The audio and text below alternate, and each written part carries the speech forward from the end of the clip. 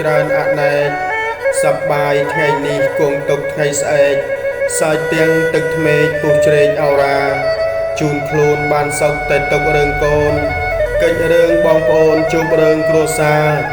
ជូនរឿងដីស្រែជូនរឿងចង្ការជូនរឿងសង្សារស្នេហាបែកចិត្តអ្នកខ្លះជួបរឿងក្រខ្សត់អត់ឃ្លានឈឺផ្កាត់ពុំមានប្រកាសញាតមិត្តម៉ែឪក៏ចាស់ជរាដោយពេទ្យរស់ទើលគំនិតគិតចាំថ្ងៃផ្សៃអ្នកខ្លះមានទ្រព្យតែជាប់ដោយភ័យជីវិតឥតន័យភ័យទាំងយប់ថ្ងៃអ្នកខ្លះមានទ្រព្យក្តាប់ជួបក្នុងដៃលាចាកលោកីចាយអ្វីមិនទាន់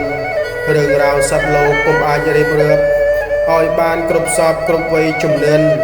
ខ្ញុំសូមចូលរួមរំលែកទុក្ខទន់ដោះភ័យអាសន្នទៅនៅជប់ជុំបើមិនពេញចិត្តនឹងពាក្យណាមួយសូមជួយដកស្រង់ទុកមួយកន្លែងក្រែងលោថ្ងៃមុខមានហេតុជាក់ស្ដែងត្រូវពាក្យនោះឯងសម្ដែងសារថ្មីកើតមកជាមនុស្សត្រូវគិតវែងឆ្ងាយ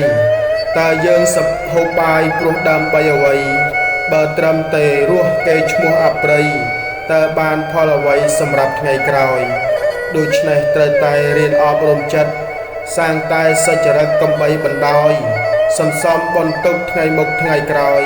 កុំឲ្យជាតិមនុស្សអស់ទៅទទេសូមឲ្យអ្នកអានសិក្សាមានភ័ព្វរួចពីធុញថប់បញ្ញាកើតទ្វេអានបានតិចច្រើនគង់តែដឹងទេមានពេលទំនេរអានតទៀតទៅសូមអនុមោទនា